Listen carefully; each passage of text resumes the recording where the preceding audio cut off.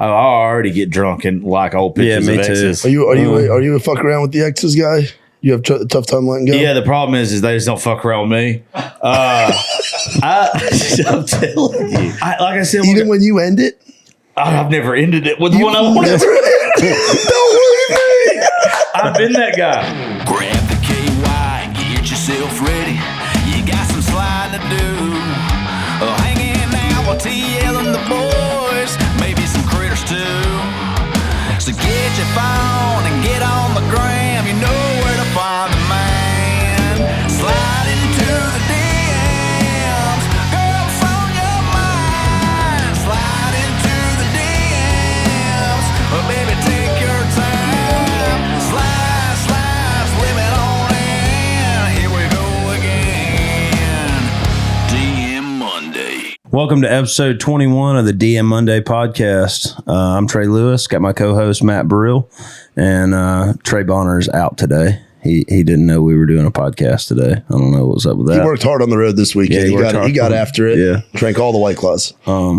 Yeah, I was going to tell him today that his video looked really good that he did. But anyways, our guest is here in the studio, Josh Terry. What's up, dude? What's up, man? How you doing? I'm good. This is weird being on this side of this. Like, yeah. I'm used to being the one directing the conversation. Yeah. Yeah, this is different. We'll let you do a little bit of that too, you know. I think all of us just talking trash will be good enough. Yeah, I figured with me and you, we just kind of end up talking and it would just kind of go wherever it went. I don't know if somebody's feelings are going to get hurt or whatever it's going to be. We'll have fun. Yeah, my manager would be like, yeah, we can't use any of that podcast. So, yeah, so that's one thing I was going to tell you before, and I just keep forgetting. It was like, I told myself, yeah, I'm almost going to treat this like back when I used to work in country radio. I'm going to kind of be PG. Yeah. Because I'm getting on this show. I think you might have cut some shows before. I had to cut parts of shows. I just cut one. Oh, we're not cutting this. No, we're not. We're going to use it. We're not cutting this. I'm an adult. Definitely going to use it. I went down. I played in Vegas, not in Vegas, but Laughlin with Kid Rock, and we just finished the Kid Rock tour. Dude, that's so cool. And I downloaded a couple episodes of the Josh Terry podcast and listened to it. And I was just listening to you going on and on about some girl. You couldn't say her name, but you just like going off. Yeah, it was because awesome. Of a cease and desist letter. I'm not allowed. Jeez. All right. So one thing. Gotta give a little backstory I'll on give this. You can't say a girl with a cease and desist. I have no problem giving all of it. I give 0. Let's go. So one thing that I absolutely love, and I've said it since the very beginning of my show or even working back in radio, I love musicians that do stuff the right way because I'm obsessed with country music. I've been obsessed with it forever. Every good memory I have is connected to country music in one way or another. And I don't like, regardless of what you do in this world, if you have a follower, a fan, or whatever, you're supposed to treat every single one of them the way that they're the reason why you have a job. Mm-hmm. And it was where like this person literally was constantly getting complained about by artists that she was working with, by people in her band, by promoters, by producers, by all this kind of stuff. And then I already have bad enough luck with women as it is. This girl out of nowhere decides to slide up on somebody's DMs one day that I was hanging out with and was like, oh, you don't need to be around him. He's just using you. Out of nowhere. Out of nowhere. And I like the bad thing is I'm not even trying this girl. This girl's like family to me. Yeah. And I was like, you know what? No, I've already not liked you for long enough. I'm saying something, and I know how to go about it. Like I bashed the radio station that fired me on an episode. Yeah. And I had to consult before I did it, a lawyer. Nice. Because I needed to know what I could and couldn't say. I needed to know the rules of slander, libel, and all that kind of stuff. Oh, they should have never told me that. Because I know exactly what to do. You can give people just enough, and if they figure it out and the shoe wears it or the shoe fits, man, you can't do nothing to me. You can't do anything about it. Yeah, one thing you said on there I really liked was that my ego has an ego. Yeah, it does. When you get into a situation with me like this, and I know that I am right. Oh, I'm a kamikaze pilot.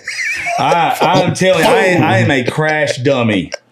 If I know that I am right and I've got the evidence, the proof, the everything to back it up, boy, you better just take me out. It's wide ass open. Yeah, I'm not going to back down. But, I mean, it's folks like you. It's other musicians that have just busted their butt to get to where they're at and done people the right way. Yeah. And especially, y'all know this, women have it so bad, whether in music general, not just country music or whatever. Like women have to because of women like this, other women have to be 10 times better, different, nicer, whatever. Yeah. If you get a bad reputation at a venue of being a drama queen or whatever, that artist or that owner is not going to want to book another female act. Yeah. And like, I love men and women in country music. Yeah. Are just all, I think that I don't see why you would want to do that to your peers. Yeah. It makes it harder on your peers. And that person just didn't understand it. I understand it now. Yeah. Yeah. I've heard stories of just women just being like vicious to other women in country music. That's crazy, dude. I don't get it. I was on the way here and I was talking to Farron and Rachel's and I just told Oh, we love Farron. Yeah, she's coming on. That's what she told me. I guess 2 weeks. Next 2 weeks. I'm obsessed with her. She's the best. Ever since this one of those things that like back in the day at the studio, I would just turn on random playlists, whatever, and I heard that song On Paper. Man. Yep. Ain't that a banger? In love. That didn't just in love, and then that new one that she just came out with. She did my show a couple weeks ago, and I'm obsessed with that one. So I told her next time he's up here or whatever, his friends or whatever, like, let's go get some drinks or whatever. I think she's cool, but it's because of her. It's because of Kimberly Atwood. It's because of other women that I very much like. That I don't want to see somebody like that putting a bad name on women's reps, and they shouldn't be. Yeah, no, I agree. I get sensitive about that. I'm bad. Like I know I overdo a lot of stuff. Yeah. But when it comes to supporting those that I think deserves it, kamikaze pilot. I will. I don't care about the social media stuff the way people think I do. I do it to promote my show. I make a ass out of myself a good bit. Yeah.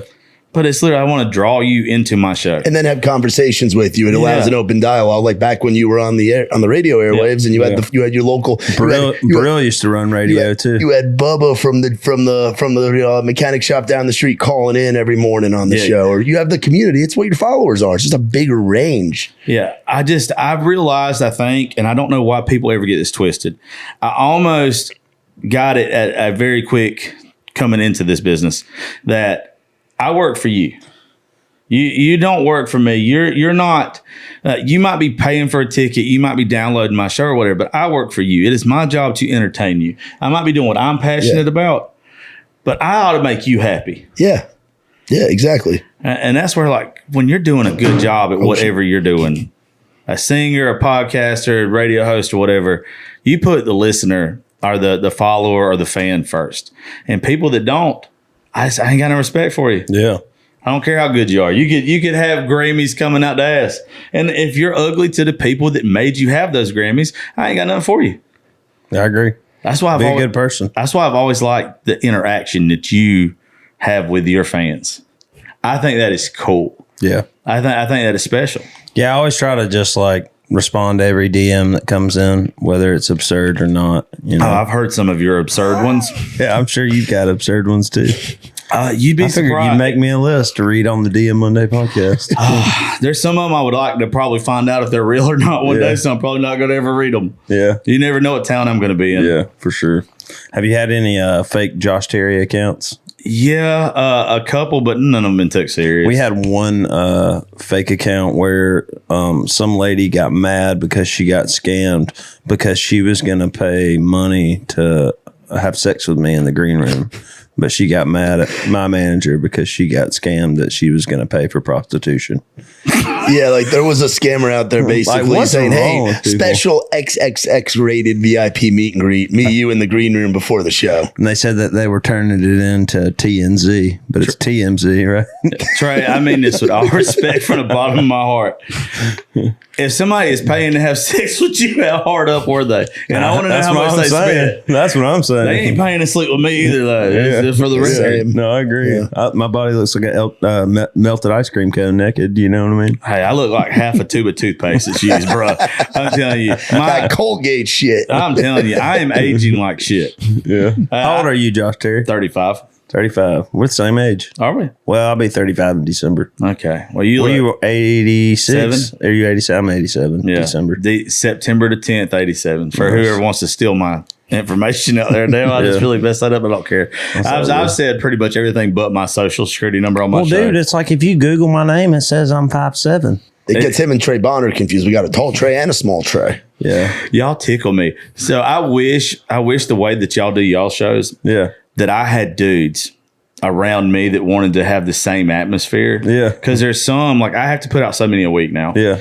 And I wish I had like some people. I have to do some by myself. I hate doing the ones by myself because it just ends up me sound like a bitter, petty, mean person.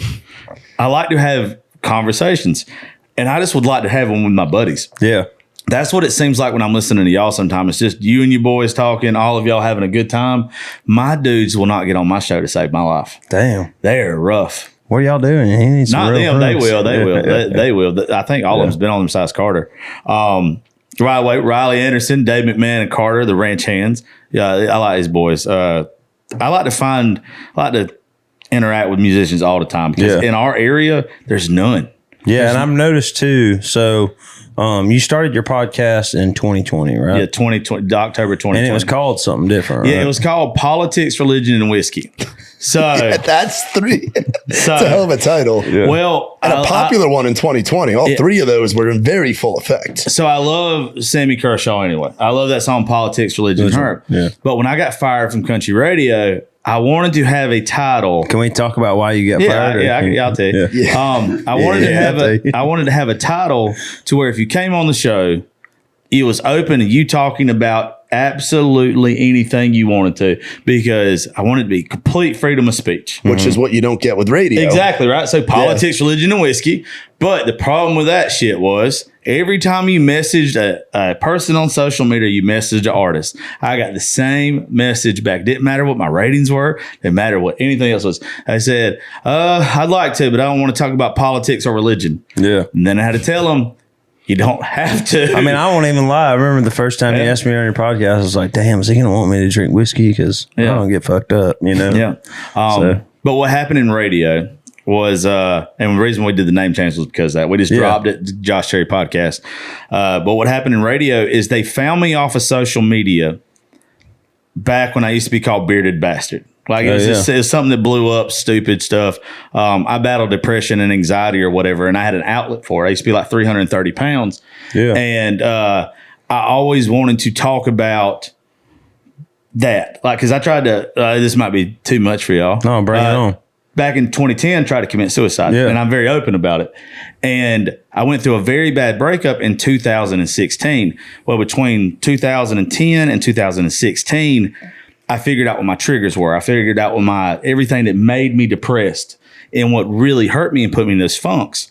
And I decided in 2016, I was like, you know what? I have to have an outlet. Mm-hmm. I was the biggest, the heaviest I've ever been in my life, and I was miserable. I was going into a dark hole, and I was like, you know what? I need to bitch. I need to do something to let people know that this woman that I was thinking I'm fixing to marry and all this stuff just did me dirty. And like, I need something to fuel she my went fire. Straight for Dallas. Yeah, she probably did. You probably sung about her, you asshole. She's probably one of them. Oh, she would have liked you probably. She might have been the one that was trying to pay, to be honest with you. Who knows? But I needed an outlet. And so I started posting stuff. Well, then it blew up on Snapchat and some other stuff. And then next thing y'all know, radio came a-calling. Like there was a guy down in South Georgia, Dave Stone, who used to be on the History Channel show Axemen, Swamp Loggers or something like that, where they would go in the rivers, pluck logs or whatever. Oh, yeah. So he's a big deal around there and been on TV and everything. And he's like, man, I heard you. I want you to come to the radio show to see if you like it or whatever. I think you got something. And I went down there and I did it. And next thing you know, I couldn't accept their offer because I have a daughter. And I did not want to move to Valdosta. I wanted to be around my daughter. That's my biggest thing is no matter what else I do, that's my fuel. Like everything I do now, and I do some stupid shit, is to build something for her. Yeah. And I didn't know what to do, so I kind of put it in limbo. Well, next thing you know, the biggest radio station between Atlanta and Savannah reached out to me. And they were like, we want you to host our morning show. Well, they went from whatever listeners to stupid numbers within a year. They won a couple local state awards and everything that they'd never won before. But for the same reasons they hired me, and I was always PG. I never cussed on there. I never did whatever. I just always gave my opinion. And I figured out the reason why Howard Stern and everybody else is so successful is when you tune into terrestrial radio, you want something different. Yep. You want something different. If you're not a shock jock or you don't give them a difference of opinion or you make them think, they have no reason not to just pick up their phone and connect to iTunes. Yeah. No, and like I tried to convince them of that, and they did it my way. And when they did, it was successful. Bad thing was, same reason they hired me was the same reason they fired me. Yeah. I ended up rubbing some people the wrong way, and it wasn't their opinion that I stated. What was that statistic you gave? I think it was on your podcast where they were talking about Howard Stern. Okay, so Howard Stern, it's in his movies, it's in private parts. So when he was at MSNBC, they did a poll when he was like, I get maybe not at the height. This was in the 90s. I know he got way bigger, but it was in that 4-hour span. They polled so many people that were a lover of Howard Stern and so many people that were a hater of Howard Stern. Well, the lovers of Howard Stern listened for an average of an hour and a half a day out of the 4-hour show. The common answer when they asked why was, I want to hear what he's going to say next. The average Howard Stern hater would listen for almost 3 hours a day. Yep. Common answer was, I want to see what he's going to say next. If you're the advertiser on anything, they don't care what you say for the most part, as long as people are hearing their ads. That's what they're paying for. And in radio, not podcast, you can't go too far. I mean, you really can't. If you do, they're going to mute it. I think it also depends where you're at. So I did radio up in Jersey. Yeah. I was a country radio guy as well in Jersey, New York. Now, what we can say up there, it's just the cultures are different. Yeah. You're deep in the Bible Belt. You're going to have more Karens, more restrictions in South Georgia than you are in New Jersey. I mean, now politically correctness and whatever, but like I can say goddamn on the radio in New Jersey. Nobody blinks an eye about it. You say that in South Georgia, they're coming for you. Absolutely. You know? Freaking Lulu. So so that's what I'm saying. Like, it's different values. Like, Howard was out of New York, the tall New York Jewish guy. And I just think it's tough. It's tough to do that. I give you credit for it, though. There is a poster of Howard Stern, Joe Rogan, Dennis Rodman, and Mike Tyson. There's 4 big posters in my studio, and they're all looking directly at me. Those are like my 4 biggest influences as far as what I think. Yeah. And every time now I think about what would Howard do or what would Joe do beforehand. If I would have had that mentality back in radio, I think I would have gone about it different. But I knew I was doing such a good job that I thought I was untouchable a little bit. But then a couple rocky subjects came up, and I gave my honest opinion. Yeah. And they couldn't handle it. They couldn't. So, and it wasn't the people that couldn't handle it. It was the station that couldn't handle it. Yeah. That's the difference. Because I like touching on touchy subjects. Yeah. But I think I'm so good at saying that your opinion matters as much as mine. I don't think that your opinion's my opinion's any more important than yours. I love listening to people that can have a conversation with you and not at you. I like if you're different than one of my best. I'm a Christian. I'm not a very good one. One of my best friends in this world. She's an atheist, and we will have educated conversations on the stuff, and neither one of us ever get mad. Yeah, I mean, whatever happened to that? Whatever happened to having a different opinion than somebody and just being like, all right, social media? I think, honestly. I mean, I think that I don't agree with you, but I still love you. You know, let's go to the bar or whatever, you know. Yeah, I think too many people, and the bad thing is, like I just said, I'm a Christian, so if somebody's going to get mad at me, they'll get mad at me.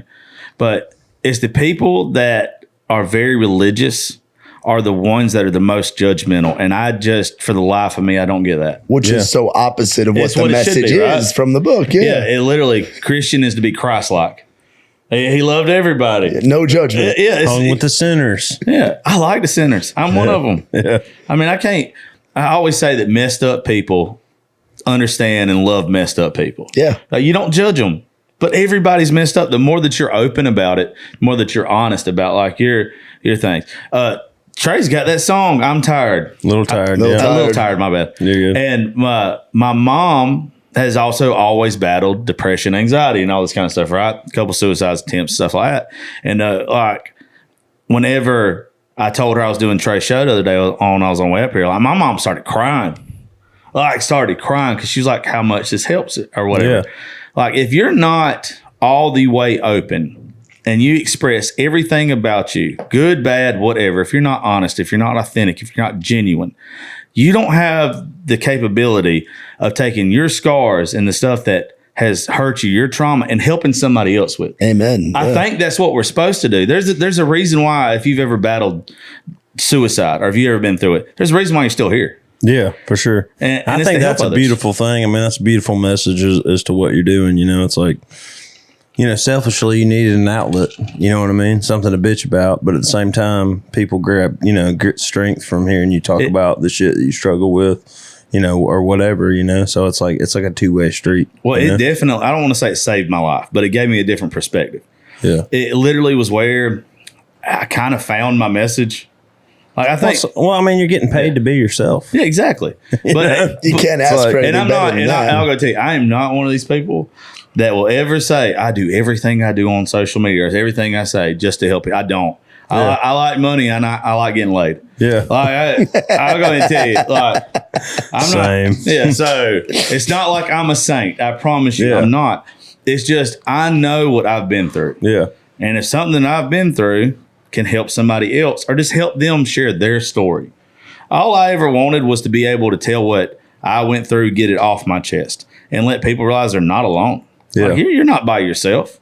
Yeah. And that was what, you know, that's always been my biggest thing. I have a lot of fun, but when it comes to that, I like that part of all this the best. So you start the podcast in 2020. Was it weird getting started? Were you still working a normal job? Or No. was it, Yeah, was it weird having all that time and not doing 20 second to 2.5 minute breaks? Yeah, oh God, I hate Not having- commercials. yeah. I went and did a radio show like 2 weeks ago with my buddy, and he started reading those commercials, and I just about just walked out the room. And it's like, what do you do with yourself for those 4 minutes of ads that are running? so You just bad. sit in the studio. Yeah. But to answer your question, man, it was hard and it was very, very frustrating. But, and this is always hard for me to say because people think I'm completely full of shit when I say this. I am a person that literally, I feel like I walk by faith, blind faith. I never know what's coming next. But if I feel like, I always look for signs. If good things are still happening to me, even though the thing that I want is not happening to me yet, I think I'm on the right road. Yeah. Like it's a reminder that I'm going the right direction. And man, even getting started in the podcast, when I got fired, dude, I got fired on my birthday. oh, wow. Oh, jeez. Dude, it gets better. I get better. I got fired on my birthday. I was in the tattoo chair in Macon, Georgia. I have wanted a tattoo for so long and finally had the money to get it to where I had some shitty tattoos over here on my, Yeah, on we my want to right see arm. those. Yeah. And I wanted to get it covered up with God's armor. And I wanted to get a Crusader's cross on my chest. I was literally getting all this done when the program director called me and asked me to come back in. And I was like, I'm in a tattoo chair. Like, I can't. And he's like, look, man, we got to let you go. And it was one of those things that like I literally I was freaking out. Like I had to stop getting tattooed and all this kind of stuff. But then I remembered, like this is where the faith thing comes in. I'm getting God's armor tattooed on me, and I've wanted it forever. And on the armor and stuff, and it's not done yet. But I wanted the chinks, I wanted the cracks, I wanted it to be worn, I wanted it to be battle scarred. And when I just knew right then I'd be fine. I just didn't know why I'd be fine. Like that was even though I got fired, I was going in the right direction. And I ended up, y'all know Jacob Bryant? Oh, yeah. All right, Yeah. So Jacob Bryant was playing a bar for me for my birthday. Like it was Kerrigan's down in Vidalia. He played that night for me. And I showed up and I'm upset. Like I've been in tears and all this kind of stuff. Like just, I think everything bad has happened to me. Well, after that, I decided, I was like, look, I got to clear my mind.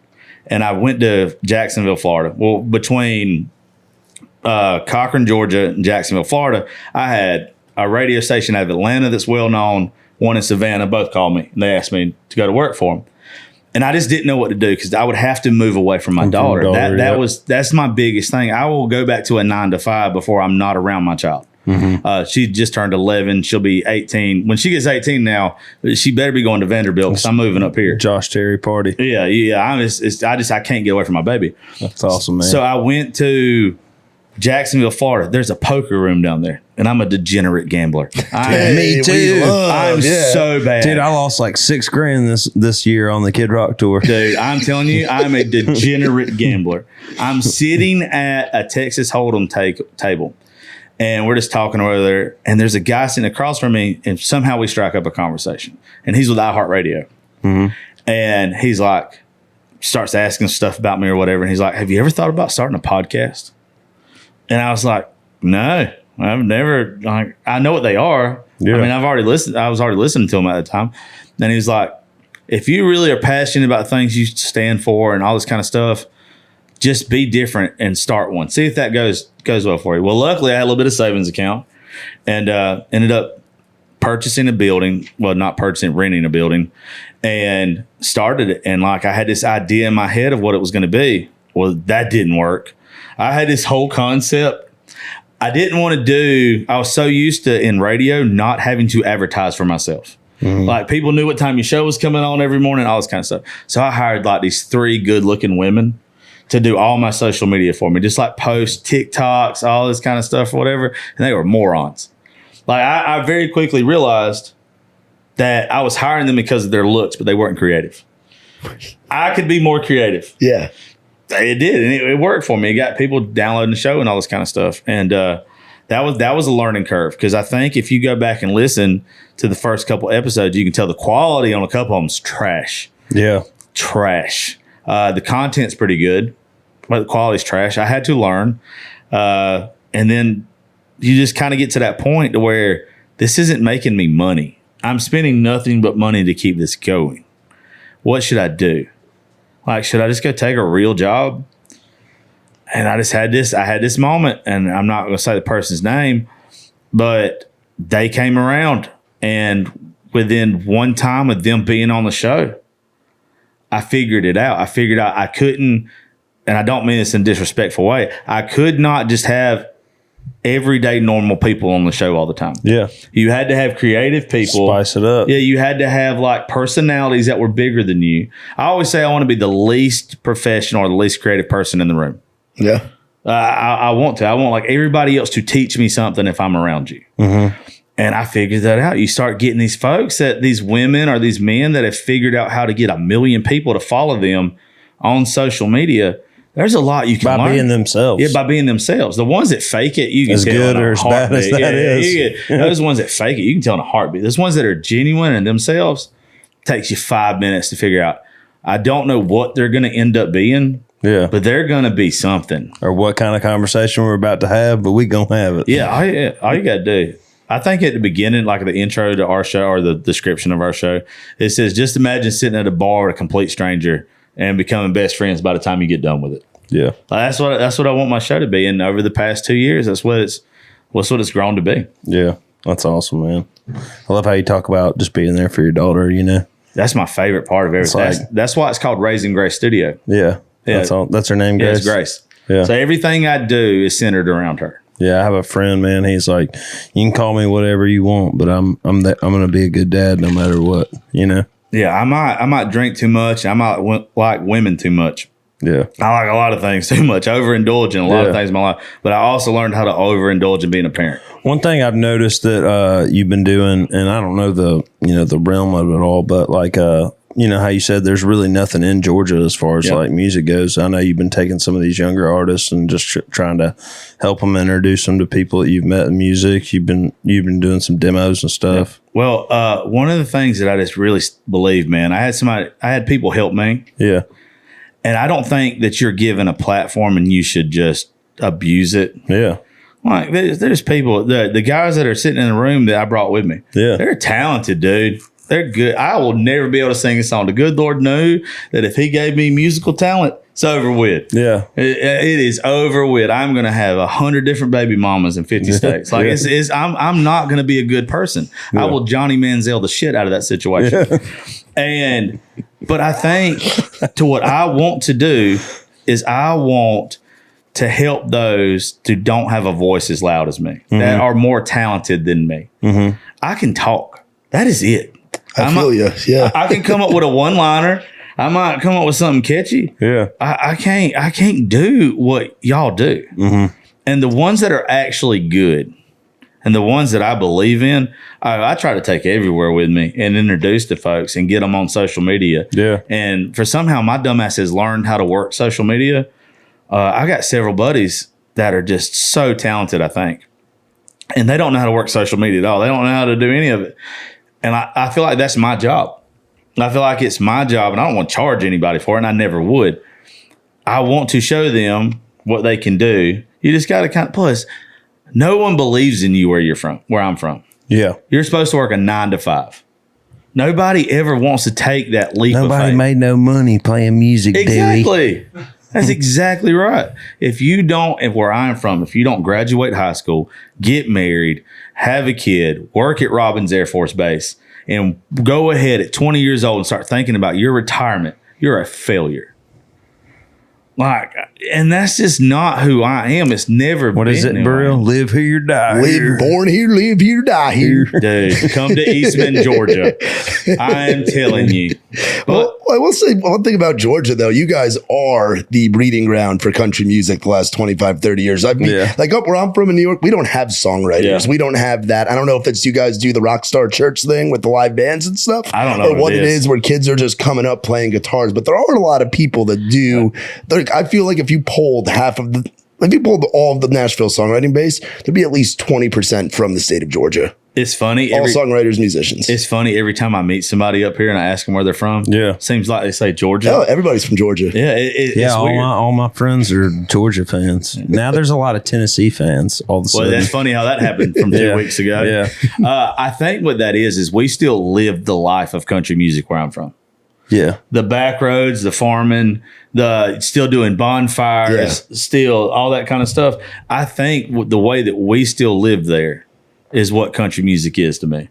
And I think it's more than just country music too, because you guys have had a lot of hip hop influence, a lot of rock influence. Church is a big thing. You guys have just so much music, so much instrumentation. I think it's just I've made the joke time and time again, man. The only difference between Muscle Shoals and Cochran, Georgia, is somebody took the time to make Muscle Shoals.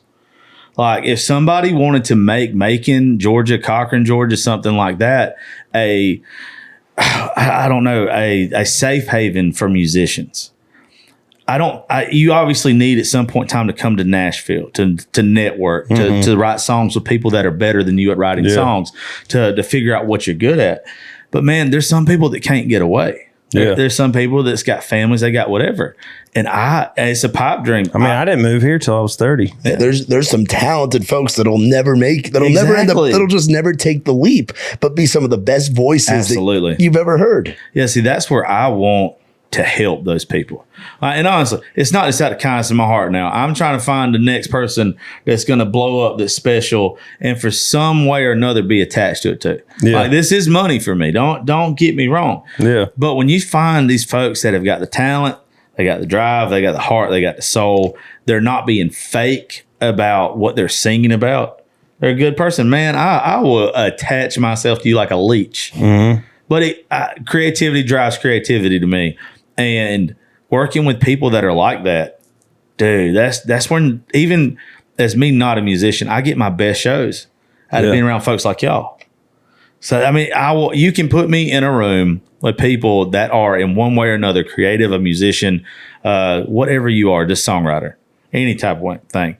And I know that the quality of what I'm fixing to do is better than if I was sitting there talking to some girl that gets 1 million views for shaking her butt. Yeah. I find the people that actually have talent that need to be heard, and that's the people I try to connect with. Yeah. It's hard, but it's easy. I mean, honestly. So would you say the Josh Terry Show is a country music podcast, or is the Josh Terry Show a variety show that features country music? Dude, that's hard. If I could have it my way, like what's the ratio of you have random people on? Because I've listened to some episodes, but I'm not like super familiar. Are you just having songwriters and artists on, or are you having like comedians, or it's a lot more folks? Social media people. Okay, but it's because I'm picky about the artists I have on my show. Okay. So you hold the country music, the standard. I think Trey Lewis has been on there twice. Yeah, you, McKinney, Justin Dukes, Dustin Heron. There's just so many people that Blaine Bunning. Lee Tucker, if I don't say him, he's gonna Fuck Kathleen. Yeah, he's gonna hurt me. Yeah, Kathleen. These boys, they're doing shows with me this week, man. It's just I want people that have the same standard as country music as I do. Now, I am a traditional country music. Like you will get in my truck and you're gonna hear Whitley played 1,000 all day, every day, damn near, or Earl Thomas Conley or something like that. Dude, ETC is the man. Oh my God! I try to tell people what I'd say is one of the best songs. It's one of the best songs ever written. And I'm waiting for somebody to bring it back, like they brought back that Keith Whitley song. You know what I mean? I will. I'm over you. It was funny because that song's a banger too. Every one of his is, dude. I was like Co-Wetzel referenced in ETC in one of his videos recently. Yeah. And I was waiting for all these children to be like, who's he talking about? And going to looking up and discovering how good Earl Thomas Conley is. It just didn't happen. It just didn't happen. And like, I hold it to such a high standard though. I'm not going to let people that I don't want to use my platform to use it. If you come in there and you got some shit that I don't like, yeah, I'm gonna tell you. I just can't fake it. Yeah, and after years of doing it on radio, where they're just sending folks to you on radio tour, talking to Joe Schmo, advertiser, whatever. I try to be a very fair person about this. One of the things I did get in trouble for in radio is I would change the lock of music. Oh, hell yeah, dude. I wasn't a PD either, and I was always dreaming of doing that. Good for you. So I would cool. I would do it because changing the log of what's scheduled to play. So there's someone at a station, or there's one person, a music consultant or somebody somewhere telling you what to play. Yeah, there's like most of the Midwest is programmed out of Chicago. Most of the Northeast is programmed out of New York. Most of the South is programmed out of Atlanta, and it's one guy in an office programming 15 to 25, 30, 40 stations to all play the same thing at the exact same time across the country. You didn't like that. You were like, I know what my people want to hear. Okay, so this is like when I remembered that I just had it figured out. It was when Tyler Childers came out with Creaker. Yeah. And it was #1 on iTunes. Yeah. And they had never played Tyler Childers, not a single song on this radio. And you could see our call log and the text log. And it was literally everybody asking for a Tyler Childers song. And I was like, I bet you during my 4 hours, if I will play stuff that lines up with what the listener actually wants to hear, they will listen longer. And our ratings will go up and everybody will be happy. It will not be a tune-out factor. Because that's one of the things they tell you in radio. Second, something becomes a tune-out factor, you're supposed to stop it. Yep. But the tune-out factor is you get these people that are listening to country music. And you're not playing the country music they want to listen to. You're playing what some music consultant has told them that you're supposed to play. What some music consultant is getting paid to tell them to play. It has nothing to do with their choice. Do you listen to the radio anymore? I started listening to it again recently. You know what it is background noise for me. Yeah. If I just want to turn something on and not think about it, I'm going to turn on just terrestrial radio. Will you notice if like a commercial cuts short or if like a log's off or like the clock's off? Yes. Well, you notice. So like if the top of the hour plays at 7:07, I'll be like, oh, somebody fucked up. Yeah. Mainly because I used to be the one that messed up. Yeah, me too. Yeah. So I pay too much attention to it. That's one of the things that bugs me. And then you remember the prep sheets, right? Yes. Okay, so you know what prep sheet is? Where you sheets happen? Okay. Is that the one you guys want? Oh, yes. That's what we used to. So this is another reason why I hated working in radio, even though I was good at it, was him being in, you said New Jersey, right? Yep. Him being in New Jersey, me being in Middle Georgia. We would get the same prep sheets every single day. It's a service that all radio stations pay for. It is generic content that is created by these companies or whatever this sheet happens. And it is where there is no reason in the world why you in New Jersey should be talking about the same thing as I should be. Not a single bit. Yeah. I never read the prep sheets. I would do the birthdays, celebrity birthdays. Yeah, that was one like generic stuff like that. When you just needed fillers, when you needed filler space or whatever. But I would not read the prep sheets. I was so against it. I was like, look, you hired me to be creative. Yeah. I'm not reading somebody else's stuff. My voice is not that good on radio. It's not going to sound good me reading somebody else's stuff anyway. But what I will sound good at is being original and being real. And it went really good for a while. It's just you start making people wrong. What were your go-to like segments? What were like the Josh Terry morning show staples? Because the morning show, there's a lot going on. The morning show is a goddamn spaceship. There's shit flying all over the place. Well, I don't think we ever had any staples. I think that I was real big on themes for the show for the day. Oh, so you'd mix it up every day was different. Yeah, so that's a lot of thinking going on. That's a lot of creativity. So one of the things that I really like, and I've always been good at this, is if we're in a mood, if we're in a drinking mood, I'm gonna play you the best drinking songs I think that's out there. If I'm in a depressed mood, I'm gonna do that, but then I'm gonna look up content to go along with that. Yeah, so like I would do stuff to where it would literally be, hey, if it's Football Friday, playing Boys of Fall, we're playing all this other kind of stuff, and we're going to talk about football, but we're going to look up our own stuff. And we would keep with that theme over that extended period. How would you do as far as like callers and stuff? Would you have certain segments where callers would call in? There was always some stupid games. And I always like when the callers just call in to talk about whatever subject you came up with. Well, that's the thing. Yeah, if you tell them they're probably listening with you at the start at 6 a.m. They're getting up when the rooster crows, pouring that coffee. You're like, what's Josh and the crew talking about today? Like, oh, drinking songs. I'm gonna call and tell them about what I got into on Friday night. Yeah. So every radio station in the world has this. I would imagine you got those crazies, right? Oh, we call them the prize pigs, the P1s, position one. That's exactly right. On the car P1s. So I love the crazies. I would always put the crazies on. I would never put the soccer mom on. I would never put the one that was like, oh, I just want to wish my husband a happy 50th. No, I want the one that is calling, talking about, did you see Jesus in a spaceship yesterday headed to Mars? This world's just about to end. And they'd be like, okay, where are we going with this? If you could be Paul Feinbaum for a day, would you do it? Oh, boy, yes. That's just to holler at Alabama fans all day. I hate Alabama. That's all right. I'm roll tide. Yeah, look right behind you. I know you do. That's all good. Yeah, but it's not that if I can it's have... the fans. I get it. Yeah, the difference between a good Georgia fan and a bad Georgia, or a lying Georgia fan. If you were to give me Nick Saban before we had Kirby, I am 100% kissing Nick Saban's ass. Yeah. A fake Georgia fan is going to be like, no, we never would want Nick Saban as our coach. Absolutely not. Because you're never going to get Nick Saban. Yeah.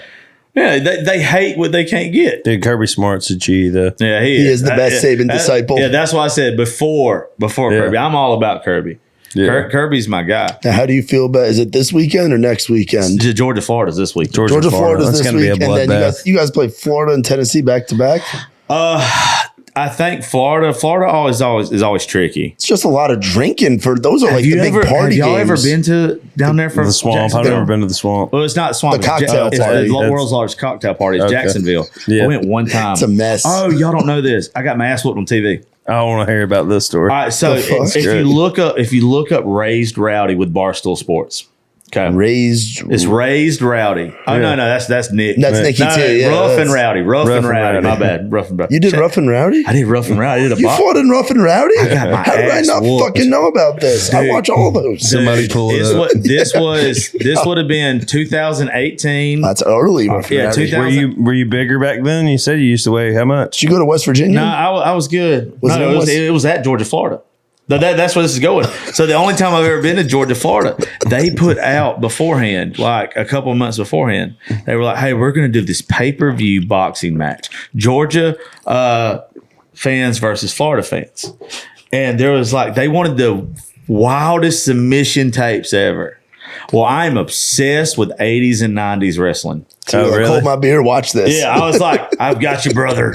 Like, I'm finna go ham. I'm finna be the cream of the crop. Like, I'm finna go ham, son. I submitted a video, and I never thought they were going to pick me. Yeah. They picked me. No. And then I'm a cocky bastard at this point because they show you who you're going to fight. Well, the guy they were going to fight, I was like, oh, no, I got this. And I wasn't bigger then. This was 225, and I was in shape. I don't work out no more, but I was pretty decent shape then. And, dude, they showed me who I was going to fight. And, back before my daughter was born, I had a very mean streak in me. So I've been in a couple of fights before. Not anything I'm proud of. Yeah. But I was like, I'm going to knock this guy out. On TV, it's going to be wonderful. When I get there, I am 5'10" at best. And that's usually boots on. So that's like a couple inches of line right there. I get there. The dude I'm fighting is 6'3". Oh, no. 280. Oh, no. And they're like, you want to back out? And my pride Here you go. Has an ego. My ego's got an ego. Yeah. I'm like, no, I'm not doing it. And then me and the guy talking, the guy's cool or whatever. But even that no right there says no. I'm about to get my ass. Oh yeah, I knew. Yeah. I knew. And then what made it worse? I'm it's good. like my cockiness went from sky high to where I know I'm finna get knocked the fuck out. Like I know. And then like I had to walk out to that Pastor Troy song, No More Playing GA. Oh, yeah. Like you got to pick your own song. So like I'm just bobbing walking down, and the whole time I'm bobbing walking down, I'm like, I'm fixing to be carted off to this same song. It's not even gonna get done playing yet before they take me out of the ring. Well, I go a whole full round with the dude, and then and I know I've not hit him. I have not hit him. He has such a reach on me, and he's strong. I haven't been knocked down yet, but I knew it was coming. I knew he's finna blast me. The next round, same thing. About a minute in, I realized I'm not hitting this guy. I'm taking every headshot right now that I can.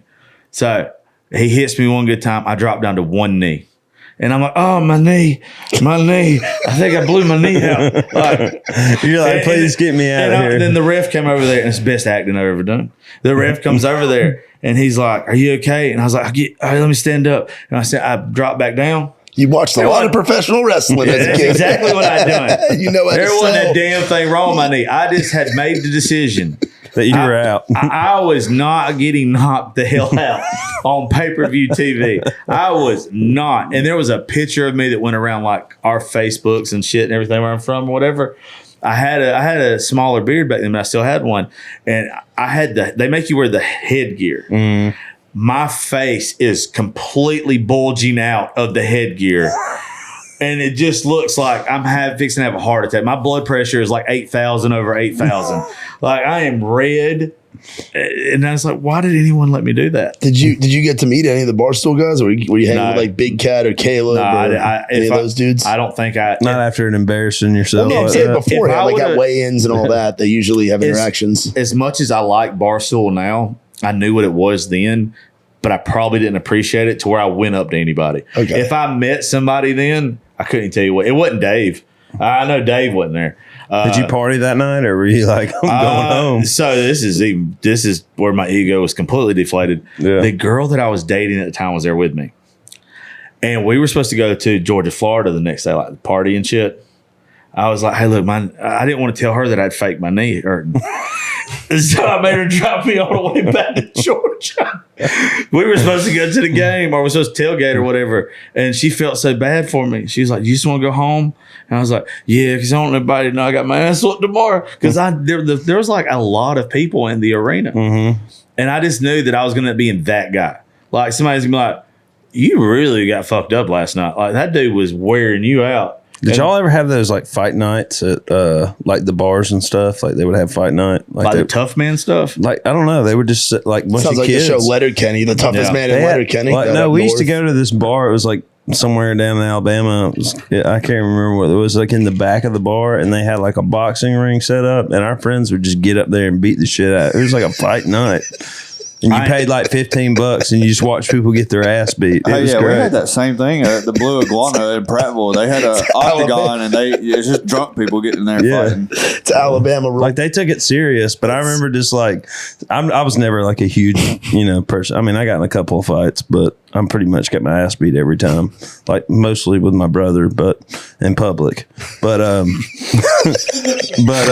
remember going to the that's how you know he's being honest. Yeah. He's like, y'all seen this. I just remember like going to these things and we would just be in there like watching people. Like I had this buddy, his name was Chris Green, and he was like got up to fight this guy, and he ended up being like a huge boxer. It was kind of like big and famous out of Tuscaloosa. I can't remember what his name was, but he was like supposed to fight this other guy and he didn't show up, so he had to go against this like real boxer. And I just remember him like he got his nose broken, blood, and everybody was like, holy fuck, I don't know, it was just like super cool. That's some ROWTYDE road tide shit right there. Where I'm from, we had this place called The Circle, and it was a concrete hell.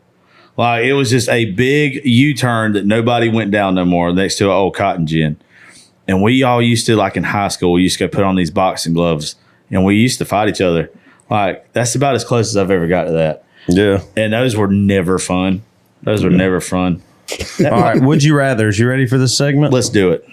Would you rather be 4'5" or 7'7"? 4'5" or 7'7"? Yeah. Definitely 7'7". 7'7". But how the hell are you going to fit through doorways? How are you going to go on an airplane?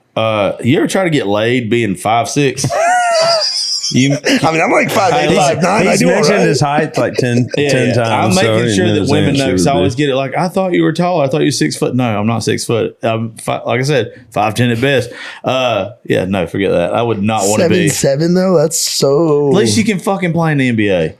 You could. You can make a big check doing something. You can be the world's largest freak. I don't know. I don't know. I just know that women are not a fan of short dudes. Yeah, you got to find the hot short women. Everything I've ever done in my life since the first time I got laid is to get laid again. Yeah. That's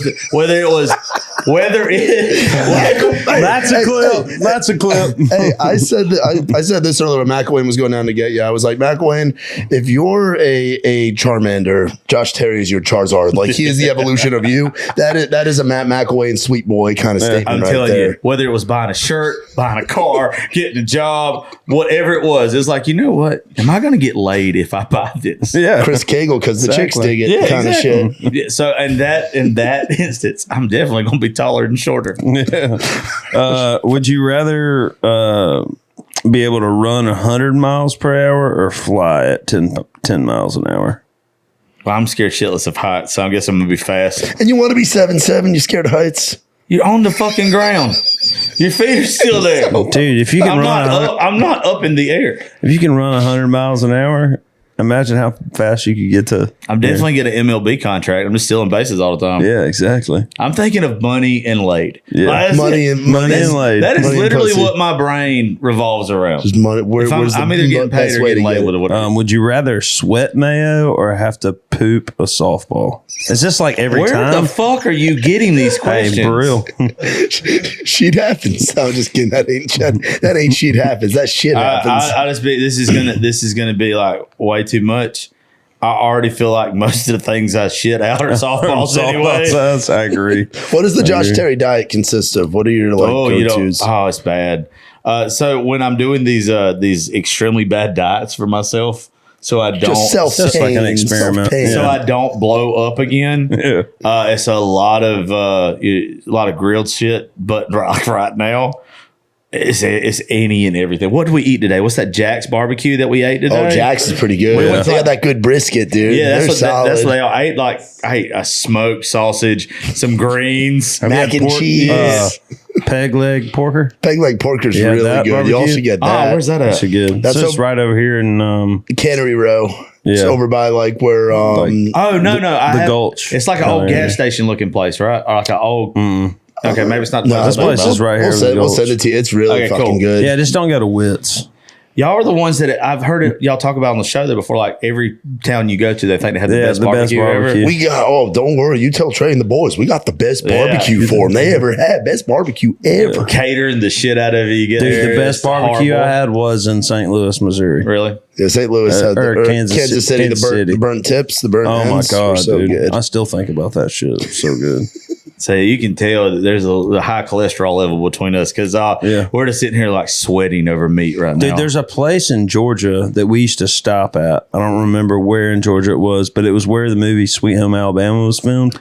It was called like Big Heavies or something. That was before my time with you guys. Dude, I never this went was to back Big in the Heavies. cover band days. We'd be coming back from like South Carolina or some shit. We'd stop in there. I've never heard of that one. Do you remember what it was called, Mcilwain? It was so I remember good. they had so you get the barbecue, there's a fireplace. I'm pretty sure this place had no health code. Yeah, like zero. Those are the best places. Yeah, that's what I'm saying. This place was great. They didn't take cards that I remember. Cash only. Cash only, and you popped in. It did not look like a restaurant.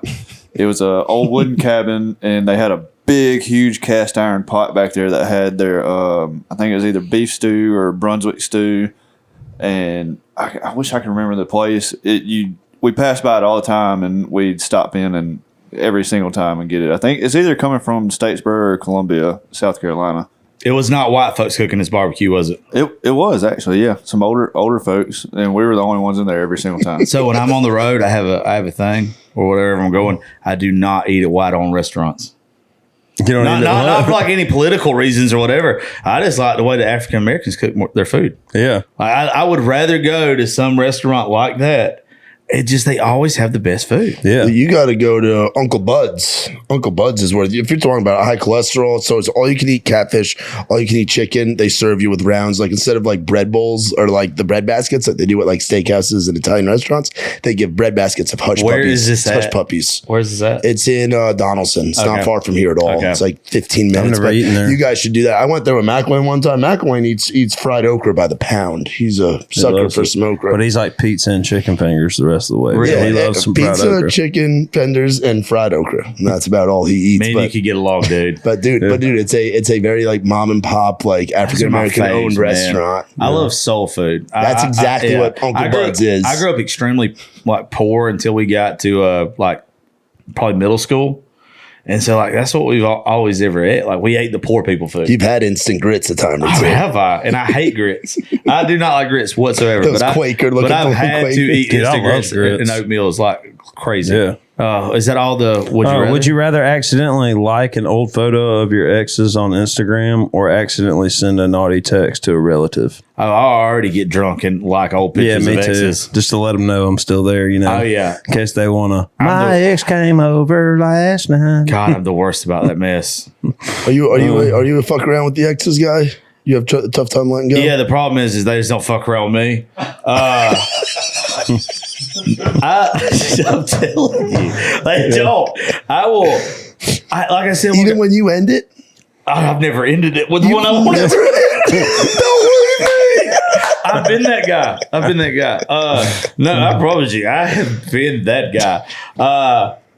Like I said, I don't casually date. So, like, if I actually date somebody, I really care about you. Yeah. Otherwise, I'm just going to casually live my life and do whatever I want to. Like, I don't see the need. I had a teacher in high school who said, if you don't see yourself dating this person, don't date them. You're just literally blocking each other's blessing. And so that's how I am. But if I date you, I am attached. And I'm one of those, whatever I do, if you want to do it, you can do it with me. And the last one that I dated, I'm talking about destroyed me. Like, I cannot drink Wild Turkey 101 anymore because it was what me and her family used to drink. And after we broke up for like 2 months straight, every day a fifth, like bad. Dang. It was rough. Yeah. Like it was rough. How long ago was that? It's probably about almost 4 years now. Okay, good. Almost 4 years. So, and that's why ever since then I've been like, you know what? I'm just going to be honest with women. If they want to be around, they can be around. If they want to just be a friend, they can be a friend. Yeah, I'm probably like the first time in my life finally single and happy about being single. Yeah, that's how I am right now. I feel like in the past, I always went through breakups and I was always like, all right, who's going to be my next girlfriend? You know? Go from one And to that's the how next. it's like a serial dater. You know what I mean? Exactly. But now it's like I'm comfortable in my own skin and like I'm cool with like just having nights where it's just me and the Xbox and, you know, old Angela, you know? No, trust me, I know Angela fun, well. You know? It's like, Angela Jolie. I think people try to win the breakup. yeah. And I think that's what I used to do. And by Yeah. trying to win the breakup, even if they broke up with me, I Yeah. wanted to be like, oh, whatever. Yeah, I'll let's have get back somebody- together and then you break up with them. Yeah, I'll have somebody. No, I mean, like, Yeah. I'll have somebody the next couple of days just to put Oh, on yeah. social media That's and show hotter. off. Yeah. yeah. I'll say you're not going to get the best of me. And the whole time, as you post the picture or whatever, you're like, I hope she sees it. Yeah. and I hope she responds. Yeah. Hope she wants me back. That bitch never did. Yeah. It's just like I don't ever do that anymore. Does that sound familiar, Trey? Yeah, I'll tell you, I'm bad about it. I'm bad about song lyrics. I'm bad about posting something that obviously doesn't say this is about you, but this is about you. Yeah. Subliminal. Subliminal. What do they call that? The subtweet. Yeah, subtweeting. Yeah. Like people do that on Twitter I'm a lot. bad. I am bad. You I can, knew my ex used to look at my Spotify and what I was Yeah. listening to. So I would like on the days where I was like going through the 5 stages of grief, like the Yeah. day I fucking hated her, I would like name my my playlist like "You're a fucking bitch" or something, you know, and then like the next day is like "I still miss you" playlist, you know. Oh yeah, boy, I'm telling you, I'm bad. So- I would post like literally these songs. If you were thinking about calling me, Yeah. do it, Please, please. If you're wondering if I'm thinking about you, I I am. am. Okay, that's the name of the playlist. Jeez, everybody's got one too. Yeah, it'll ruin me. That's why I have fun now. I want somebody to come snatch me up. Like, cause that's that's when it's like, you know, that you obsess really is when you're looking at their personal Spotify profile to see what they're listening to. I didn't even know you could do that. Because you're blocked on everything else. I mean, dude, I'm a professional here. Okay. You have to be, because I didn't even know you could go Hey, that far. You can do that. Do you notice a trend of like women that you've dated or been with where like certain occupations are crazy? Like they say like horse girls are crazy or like nurses are awesome or like this, that, the other thing. Like what have some of your girlfriends done for occupations? Oh God. So I feel like there's like you talk about born here to live here. Nurses- guys. nurses are always wild. Nurses, I like nurses is a pretty lot. much. I like nurses a Well, lot. I mean, if you look at the way I live, I know I'm gonna need a bitch later to take care of me. Yeah. Like, I'm gonna need somebody that is going to literally make sure I don't end up in a nursing home. Yeah. And so I kind of go with that. Besides that, I don't know. Some of the girls on social media are cool that try to make a career out of it. Most of them aren't cool though on social media. You're 100% right. Yeah. Like it's rare. So my biggest thing is if you're a good person, I don't care what anything about your life is. It's how you treat me. Yeah. I don't care race, sexual orientation, whatever. It's how you treat me. Mm-hmm. And that is like my biggest thing. The people that we invite on the road trips to do content, to do shows and all that kind of stuff, you just have to be a good person and you have to be unique. That's right. You said you want to surround yourself with great people. With good people, right? So what's bad is we've had now several trips where we go on these week-long trips and we take people off social media, right? Mm-hmm. And on social media, they're so cool. They're just witty. They're everything. Yeah. They seem like they got a good heart. You get around them, Yeah. and it's like I cannot wait for you to get on your plane fast enough. Yeah. Like you're nothing. You're not authentic. Like you're just somebody else. Yeah. And I cannot stand that. But the ones that you do find off social media that are authentic and they blew up for being themselves are absolutely wonderful to be around. And I love being around because they kind of get what I do. Yeah. That's the most important part of my dating life right now. You have to understand what I do. Would you date another content creator, influencer, personality? I think You classify that as shitting where you eat. I don't. I used to say I wouldn't do it, but I've tried to talk and be around women who didn't get what I did for a living. And now I would Like if you I'm could more find open if to you it. could I'm more find a open to it. bunny out there, I mean, how cool would that be? Yeah, You know? I know that. I wanted to talk about her messaging you. Yeah, so that was cool. Everybody kind of took it the wrong way. They didn't understand why I thought it was a big deal. You did her show, right? Dude, she's awesome. Her podcast is great. Yeah. So whenever she followed me, I want to make sure I say this right. She followed me back, and right away saw it pop up, messaged her. Yeah. But I appreciate her and Jelly Roll's story. Mm-hmm. That's my thing with everybody that I invite on my show off of social media. It's your story. Mm-hmm. I want you to affect somebody and share with me. I want you to be able to open up, us talk, us bullshit, have a good time. And you to be interested and have intrigue in it. Exactly, Like have right? conversational value. So like with her, it's just, there's got to be so much. And I imagine there's stuff y'all talked about that was aired and stuff that didn't. And I just think she would be the greatest person to sit down and have a conversation with, and both of us just be deadly honest. Dude, that's how it was. I said shit on that podcast that I've never said anywhere else in any other interview. It's just because I felt comfortable and that, you know, and it was just, I felt safe there. And She's awesome. She's awesome. Her and Jelly are great. And Jelly came in and introduced herself to me, and man, it was just cool. See, I'm not a big fan of country rap or anything like that. Yeah. He is like the guy though. Yeah. He's in The Rock now, bro. He's He's he more does than it all. just- Yeah. But he's somebody that even back in the day, and I was going to save this if me and her ended up doing a show, but I'll say it here now. There was an album that he did with Little White back in the day. Yeah. And it's got like a song on there. It's kind of like a Christian song. And it's called Moving Mountains. Yeah. Dude, I've cried to that song. Yeah. And it's just so, I love what he does. He stands out in a crowd. Like, to me, he's not a big fish in a big pond. He is the pond. Yeah. In that genre. Like the definition of authenticity. Yeah, exactly. Like and then like you hear them talk about like his past. When I was 18 and everything, I was pissed shit. Like I've got 2 felonies for stealing scrap metal and shit. I've been to jail for like, out of my entire life, and this is from 18 to 21, like 7 months overall. Mm-hmm. And like the people that can rebound from that, it mean they hit me different because that's me. For and sure. I know Same here. And I know the struggles that he had to go to move on from that. And it's just something about like, and I don't know all her struggles. Mm-hmm. There's no way she doesn't have some stuff that I just, even if it wasn't recorded. Yeah. She's just, I always say that the best podcasts are just really great conversations that there happens to be a mic in front of you. Yeah. That's it. Like you ought to just be able to sit down, talk to your friends, and like air stuff out. Yeah, dude. I mean, she did one with Dimps. I cried listening to that. Yeah, Dimps is cool. She's been on my show a couple times now, and the first time she was on there, I knew that girl was gonna be something special. I mean, she talked about living on her mom's couch. And, you know, like she putting it together. I mean, I got emotional when I was by myself in my truck. That girl deserves, from what I've seen, every single bit of everything she gets. Mm-hmm.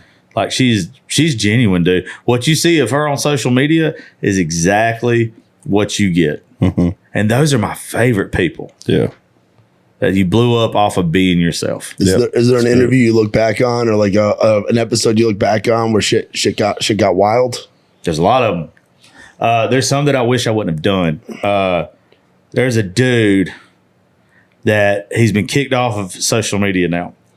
Or off TikTok and all stuff. Every time he tries to make a new account now, he gets banned after like having 3 or 4 million. Wow, they're really on him then. Yeah. Damn. Well, he did my show. His name was A Hood. Well, that's not his real name. So I know I can say like his screen name. It was A Hood. And he was the dude that would go around and say, what was it? I'm at the 7-Eleven or whatever it was. It was so stupid. Yeah. But this was back in the early stages of my show that I was fishing for people that had big followings. Because I knew all I had to do was get their listeners or his viewers to listen to my podcast, and they were going to be hooked. I knew that's all I had to do. So I had him on. And we ended up talking about this domestic violence stuff that he went through. And he was completely lying. Completely lying. Ended up in prison. Like, he might be there now, to be honest with you. I don't know. But I don't ever do one side of a story.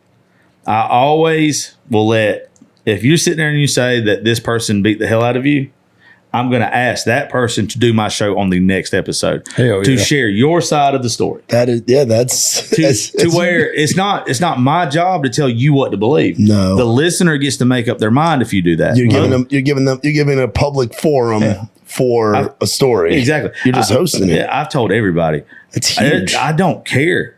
Like, this person was a clickbait to me, but when it became about that, I'm going to let the person that he accused that had hardly any followers or any social media, I'm going to let them do my show so they can spill their piece. Well, it ended up being that the person who had, like I said, it might have been 200, 300 followers that accused him of this stuff. Ended up court documents and all that kind of stuff. The dude ended up getting locked up for beating the hell out of her. And that's one of the prouder moments of like what I do is, you know, I think all sides of the story need to be told. And that guy, I wish I would have never done it, but it got so wild that I'm glad I did. Now, there's been some nasty ones too, but we don't really do those anymore. We don't have to. Yeah. Those were the shock value. Yeah. Well, I thought you had to. My thing was when I first started is I saw what would trend and what wouldn't. And it veered me to what would trend. But it also took away from what I stood for. And the second that I realized, like, I've always said this, even when I worked in radio, I pick my morals over money. If you pick your morals over money, you'll always be happy. Mm-hmm. You might be broke as hell, but you'll always be happy. You can have peace. You can have a good night's sleep. And I got to where the show got to a certain point that I was taking the money, the views and downloads, and wasn't listening to my morals. And the second I said, I'm not doing this anymore, and I got away from it for a little while, stuff exploded again. Like I had to get away. I had to get away from it. So we don't do too much of the wild stuff. Now I'll get drunk and talk shit to anybody on there. Yeah. That's part of the appeal to it. I have fun with talking shit. But yeah, we don't do too much wild anymore. Not That's naughty awesome. wild anymore anyway. Yeah. They got to be too much. No, you never had like Howard would have the girls ride the Sibian, No. or Opie and Anthony would have people call in while they were having sex and got in trouble. If you with could St. have Patrick's Day. Beetlejuice on your Yo, do you have show, Beetlejuice? Would you? Do you have Beetlejuice on your That's show? the guy with Howard, right? The little black dude? fucker. Yeah, little black dude. I don't know. I just don't know if he'd fit what I want to do now. Yeah. Really, what I want to do now is I want to share good stories with good people. I want to get drunk with my buddies or drunk like with y'all or what. I know you don't drink, Trey. Yeah. But- I'll cheer you on. There you go. I Silence. want to get loose lipped and have fun, but I don't want it to be disgusting anymore, or whatever. Right? Like, so you can talk about certain things. Like we talk about sex on the show or whatever, but I found the way to do it to where it's not going to turn the soccer mom off. Yeah. It's not going to make her turn the radio off. Yeah, we don't need instructions on how to give somebody head. Yeah, exactly. Yeah. Like, why would you do that? No. If you want to talk about your intimate life, that's fine. Yeah. Do it in a way to where It's tasteful. it's tasteful. Yeah. You can So- be nasty and tasteful at the same So, time. top 5 dream guests for the Josh Terry show. Rogan's one. Okay, Rogan. Just because he just would be awesome. Rodman, Tyson, Howard would have to be, but I don't know. He's a really awkward dude. Like I worked with Yeah. a lot of people when I was in radio in Jersey that were part of that back in the 90s and 2000s, and they said great guy, but if he didn't have a microphone in front, well, I guess he'd have a microphone in front of him. But I just my thing when I say Howard is he literally is what made me ever want to work in radio. I don't think I would. I just don't know how I could talk to him. Rogan, I think I would just get high. would you show him the Rough and Rowdy video and Absolutely. I would let everybody wrestle for that. let Joe Rogan critique God, he would do so. because he'd have some stories about shit he'd probably gotten into over the years. Well, it was something that when I was still in radio, when I really started diving into a lot of the stuff that he talks about, that is just like his beliefs or whatever. He says some stuff, dude, that is just, if you're in our line of work, radio, podcast, whatever, that is just so, it hits home. I don't even know if I could do a show with him. I would rather have a drink with him. Yeah. I don't think I'd want it to be recorded. And I think that's the way I would want it's it a to be with Howard. cold beer conversation. Yeah, I would like, that's what I want. Stone Cold Steve Austin and Bunny are probably, Yeah. we'll throw them. Stone Cold would be sick. Stone Cold. I would say Hogan too. Like I think Stone Cold, Hogan's like fake as Steve shit. Austin as Steve Austin, or like him as Stone Cold. I want him you to know? be him. I don't think there's a difference. Yeah. I think it's the same guy. That's why he was so good. Do you remember that show he had on CMT? Was it Skull Ranch? Yeah, or Skull something? Ranch. Yeah, Yeah, it's I like love that survive, shit. like doing the challenges. Yeah, I think he's the only one that is not different. And the only other person I could really think of that I would like to pick their brain is Dave Poirier. Yeah. I think he's just a beast, though. Like I Dave- think the guy. I probably said his name wrong. Portnoy? Portnoy. I always say his name wrong. El Prez. Yeah, I always say his name wrong. But I watched that 60 Minutes on HBO or whatever that he did, talking about how he got to where he's at. I just got a lot of respect for him. I don't think we would match up on anything. He would probably think I was a moron, to be honest with you, and just nobody he would ever want to work with. Yeah. I see him like being that way. But the way that dude took nothing and made it into what he has now, and the way that he went about it being completely authentic and just holding by his guns the whole time. And he got into some shit because when I went to college in New Jersey, we like you guys like Old Row is a big thing down in the South, and Old Row is now an extension of Barstool. But they would do those foam parties. They'd come into different college towns, and you'd go in there, and it would be. I bet it would be. It was a fucking disaster. It was nuts, like just wild shit everywhere. But that's how they got the college base, and they got a lot of heat for that. But he stuck by his guns, and now look where he's at. He got in with that base. Now they're all in their 30s and loving Barstool. And that's what I'm trying to do moving forward. Is I keep saying to folks when they ask me like what I want the show to become, how it would grow. I want to be the Joe Rogan of country music. Hell yeah. Like that's what I want to do. I want to have the people that I actually sit here and think are authentic country. That if I was riding around with my grandpa, if he was still around, Yeah. I could play this song and my grandpa would like it. Like that's to me where we're from is country. But I also want to have the people on there. You can have an educated conversation about anything. And that's why we don't do the nasty shit no more. That's why we don't have like too much vulgar stuff on the show, is because I've found what makes me happy, and I've always been happy being around music anyway. Yeah. And that's why I wanted to keep going. I wanted to keep gravitating towards there.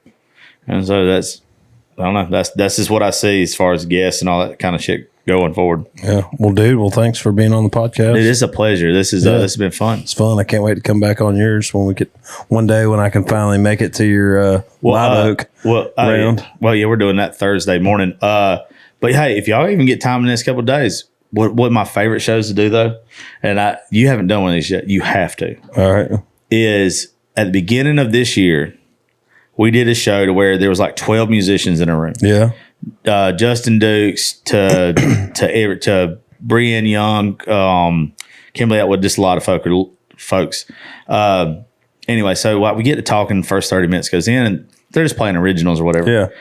And I'm drunk, and I'm loose-lipped as hell. And I'm like, what made y'all love country music in the first place? Yeah. What made you want to get into it? And so everybody starts voicing their opinion. And I was like, you know what we ought to do for the rest of this show? Instead of you playing your originals, unless you want to play your originals, start playing the music that made you want to get into country music. Because at some point in time with you, playing a cover song had to be like a job. Yeah, it was. And you forget that there's this song that I love. Yeah, I would just play a bunch of J.B. Johnson covers because that's what was my thing. And that's what everybody started doing. And then we had this really special moment right there. We did 4 hours that night. 4 hours of drinking, people recording their favorite songs. And the song Everything That Glitters Isn't Gold. Oh, dude. You had Kimberly Atwood, J.C. Anderson, John Fox, several others. They had never sung it before. Damn. Never, ever sung it before together. And you go back and you listen to that clip of the show. It's good. It's special. That's awesome. Oh, my God. And that's what I want to keep doing. But I want to have you come do one of those, and we have these group shows. I'm with it. To where everybody just plays off of each other. Yeah. Man, you get these moments that are just, they're different. That's awesome. That's awesome. So where do they find your podcast? Josh Terry podcast. Yeah, just look up the Josh Terry podcast. It's a cartoon character of me sitting at a table with a girl with a big ass in front of me serving me liquor. It couldn't get any more real than that. It's on all major platforms: Apple Podcast, Spotify, iHeartRadio, anywhere you can find podcasts. And follow him on your social medias, Josh Terry Podcast. I think everything I got is JL Terry 87. Okay, cool. Yeah, I wasn't smart enough when I started everything that I just should have included my name in the title. So it's JL Terry 87. Well, you're posting enough shit to where they'll see it in the FYP or wherever. So I have to. Yeah. I mean, not everybody can sing. Some of us got to post stupid shit to get noticed. We love it. We love it, man. We love it. Well, dude, I appreciate both of y'all having me on. Thanks for coming on. Thank y'all for watching episode 21 of the DM Monday podcast. Please rate, subscribe, go to our website and buy some merch. We out this bitch. Give a holler to that blue collar boy out in the holler. Let him ride you out the city, around the farm, do some fishing in the dark, get you digging out the stars a little closer out here. No, if you need a little change of view, you want to see how the down home looks on you, light it up, he'll be gone. Just give a country boy a call.